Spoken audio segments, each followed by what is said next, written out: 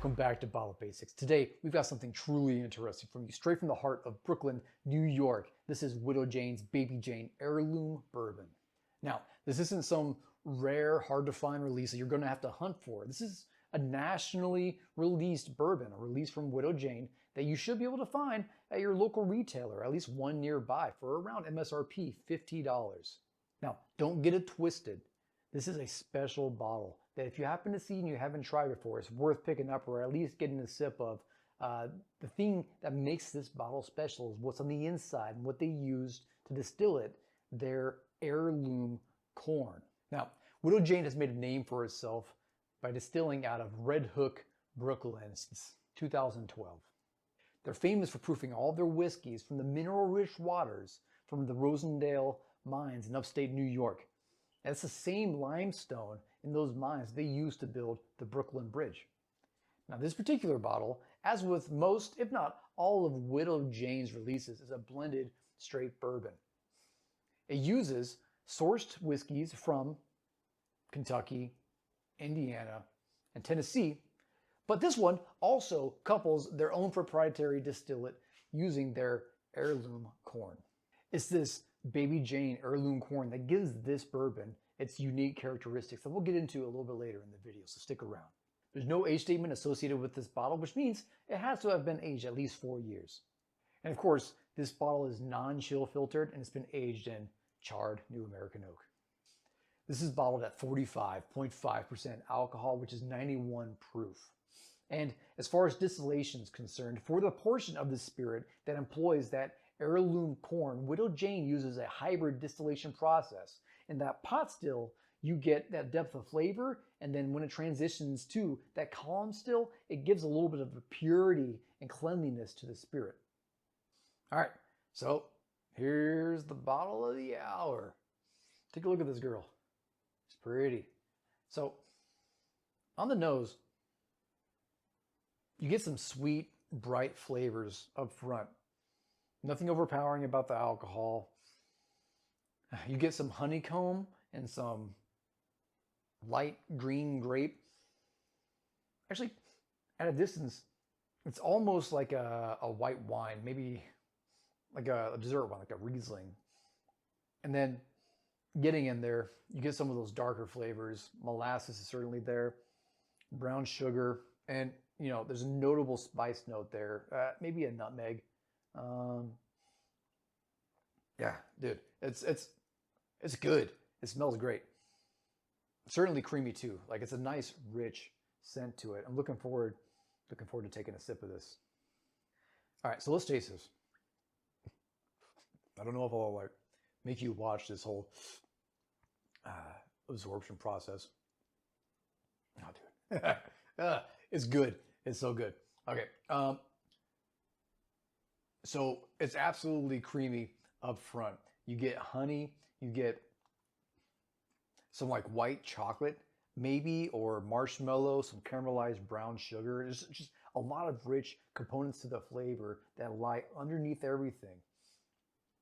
There's some fruit notes.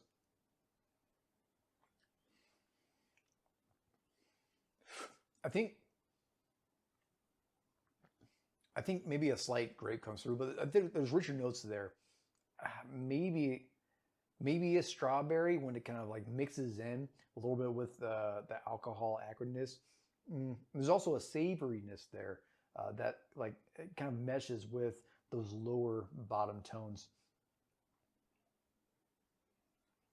Definitely get that kind of young corn kind of flavor that you'll get from a high corn profile bourbon, but also one that hasn't been aged very long. But I mean, this is complex enough. I don't want to place an age on it, but don't let it being a younger bourbon kind of dissuade you from checking it out. Age is just a number, and this lends itself to certain kinds of flavors. Oh, dude, and as you work through those brighter notes and you get to the more nuanced flavors, there's kind of like a savoriness on the back of the profile, kind of meshes with those deeper marshmallow notes. It turns into maybe like a sweet spiced cornbread. Yeah, I think that nutmeg still sticks.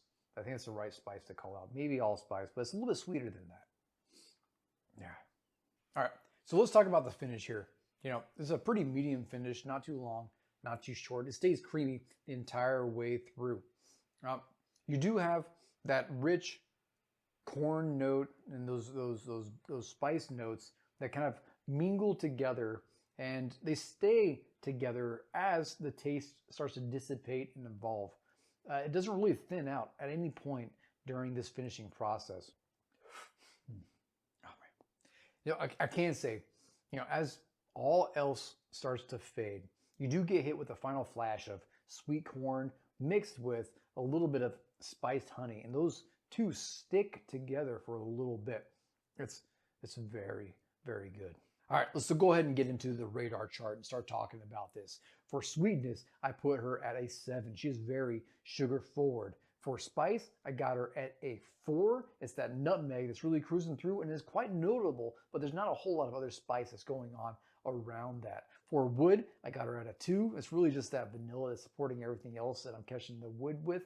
For smoke, that's a 0. No smoke that I'm catching on the taste of this thing. And for fruit, I got her at a 3. It's really just that green grape on the front end that really kind of pops out at me, but there's not a whole lot of other fruit that I'm catching. But lastly, and this is what makes this one special, it's that character. I put character at an 8 because this is quite a unique release for the Widow Jane line, but also in the slew of bourbon offerings that are modern to today. All right, so overall, let's close this out. I would say that this release by Widow Jane, Baby Jane, is a fascinating bottle. It's super interesting in the profile. It's got some unique things to offer. And I would say if you see this one on the shelf in the wild for around that MSRP, I would say it's definitely a buy, or at least a try if you can find it in your local whiskey store. It has some unique things that it's bringing to the table, and it's quite the experience for someone that hasn't had it before. There's not a whole lot of bottles that I can compare this one to just because it has a unique profile. I think the closest one that comes to mind is Koval Pink. All right, so that's it from me. This thing is outstanding. I recommend you check it out. Thanks for watching Bottle Basics. I'll see you next time. Feel free to like, subscribe, and hit that alert button for the next video. I'll catch you around. See you next pour. Hoorah!